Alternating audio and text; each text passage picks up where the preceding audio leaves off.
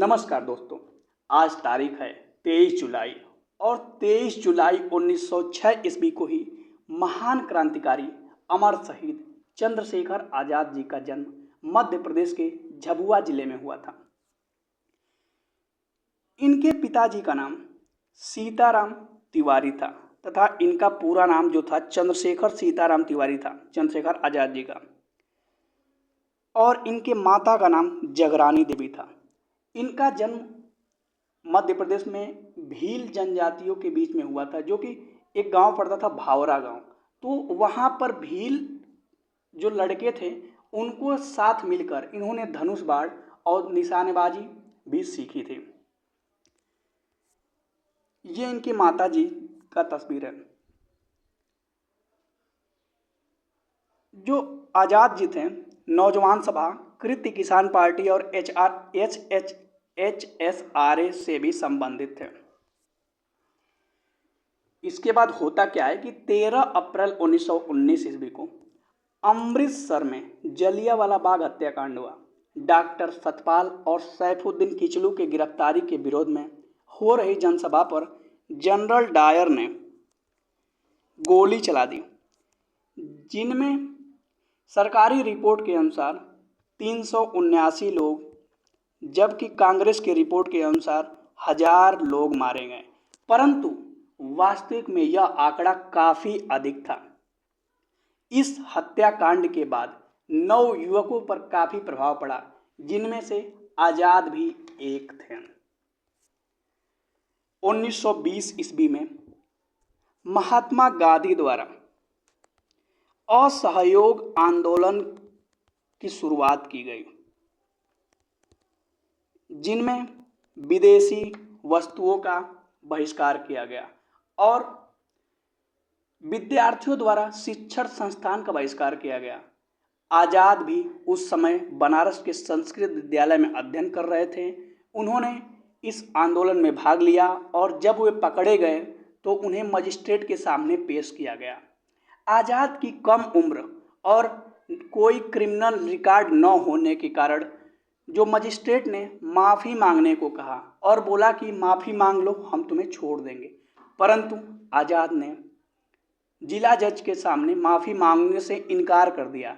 इस बात पर मजिस्ट्रेट गुस्सा हो गया और 15 बेंतें लगाने की सज़ा सुनाई। अगर आप बेंत नहीं जानते हैं तो उस समय क्या होता था कि बेंत एक लंबा पतला रस्सी होता था जिसे कि पानी में डुबो कर रखा जाता था, और कहा जाता था कि जब 1 या 2 बेंत पीठ पर पड़ता था ना तो पीठ की चमड़ी तक छिल जाती थी। परंतु आजाद प्रत्येक बेंत लगने के बाद भारत माता की जय, इंकलाब जिंदाबाद और वंदे मातरम का नारा लगाते रहे। 15 बेंत लगने के बाद थानेदार को उन पर दया आई और 3 आने रुपए देकर बोला, ये लो और जाओ सरकारी खर्चे से अपना इलाज करा लो। आजाद ने कहा इन पैसों की नीड नहीं और भारत माता की जय का नारा लगाते हुए वहां से चल दिए।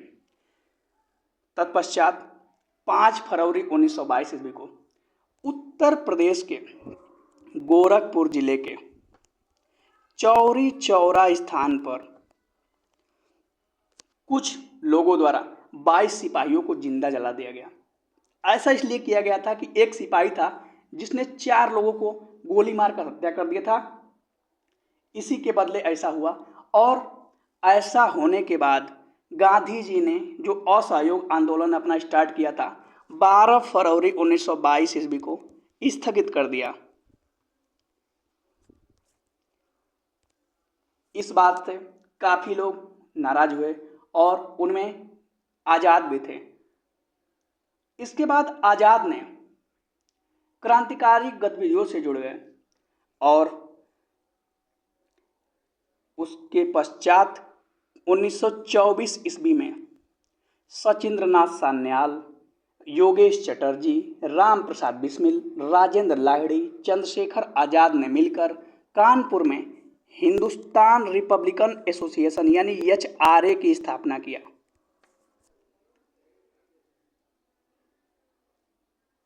इसका मुख्य उद्देश्य था ब्रिटिश शासन को खत्म करने के लिए सशस्त्र विद्रोह का नेतृत्व करना। एचआरए ने ही 9 अगस्त 1925 को उत्तर रेलवे के लखनऊ सहारनपुर के पास काकोरी नामक स्थान पर एट डाउन ट्रेन के खजाने को लूट लिया और इस संबंध में 29 क्रांतिकारियों को सजा सुनाई गई, जिनमें 4 लोगों को आजीवन कारावास, 17 लोगों को लंबी सजा और 4 क्रांतिकारियों को फांसी की सजा सुनाई गई। फांसी की सजा सुनाने जाने वाले में थे राम प्रसाद बिस्मिल, रोशन लाल, अशफाक उल्ला खान और राजेंद्र लाहिड़ी। राम प्रसाद बिस्मिल को गोरखपुर में फांसी दिया गया तथा रोशन लाल को इलाहाबाद में, अशफाक उल्ला खां को फैजाबाद में और राजेंद्र लाहिड़ी को गोंडा में फांसी दे दिया गया। काकोरी हत्याकांड के बाद जो एचआरए था ना, ये कमजोर हो गया और इसका अस्तित्व लगभग समाप्त होने लगा। इस संगठन को पुनः संगठित करने के लिए चंद्रशेखर आजाद ने 1928 में एचआरए को ही एचएसआरए में बदलने के लिए जो दिल्ली के फिरोज शाह कोटला मैदान में इसकी बैठक किए थे। इस संगठन के सक्रिय सदस्यों में भगवती चरण बोहरा, विजय कुमार सिन्हा, शिव वर्मा, भगत सिंह, जयदेव कपूर और सुखदेव आदि शामिल थे। एचएसआरए यानी कि हिंदुस्तान सोशलिस्ट रिपब्लिकन एसोसिएशन का उद्देश्य लाहौर के पुलिस अधीक्षक स्कॉट की हत्या करनी थी। स्कॉट वही था जिसने 30 अक्टूबर 1928 ईस्वी को लाला लाजपत राय के ऊपर लाठी का प्रहार, मतलब लाला लाजपत राय पर लाठी चार्ज करवाकर उन्हें गंभीर रूप से घायल कर दिया था। इसी के विरोध में 17 दिसंबर 1928 को लाहौर रेलवे स्टेशन पर भगत सिंह, चंद्रशेखर आजाद और राजगुरु ने स्कॉट के भ्रम में सहायक पुलिस अधीक्षक सैंडर्स की हत्या कर दी। मतलब वो मारने तो आए थे स्कॉट को, परंतु भ्रमित होकर गलती से सैंडर्स की हत्या हो गई। 27 फरवरी 1931 को नेहरू से मिलने के बाद आजाद आनंद भवन से बाहर लौटे और उसके पश्चात कुछ लोगों के मुखबिरी द्वारा मतलब उनकी मुखबिरी कर दी गई और अल्फ्रेड पार्क में सैकड़ों पुलिस वाले ने आज़ाद को घेर लिया। आज़ाद ने कहा कि दुश्मनों की गोलियों का सामना करेंगे और आज़ाद हैं तथा आज़ाद ही मरेंगे। इस प्रकार कहते हुए वह जामुन के पेड़ के पीछे वहीं छुप गए। दोनों तरफ से भीषण गोलीबारी हुई। आज़ाद ने पुलिस अधीक्षक नाट बार्बर की कलाई में गोली मारकर उनकी कलाई ही खोल दी। आज़ाद का निशाना बहुत ही अचूक था। एक सिपाही जो सामने से आज़ाद को गाली दे रहा था, आज़ाद ने गोली मारकर उसका जबड़ा ही खोल दिया।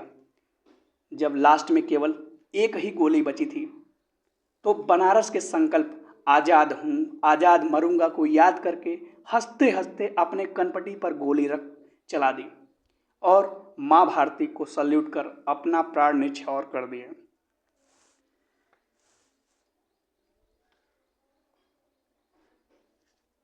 इसके बाद क्या होता है कि इतिहासकार ये भी बताते हैं कि जब आज़ाद का पार्थिव शरीर मिला तो उनके हाथ में माँ भारती मतलब मिट्टी रखी हुई थी।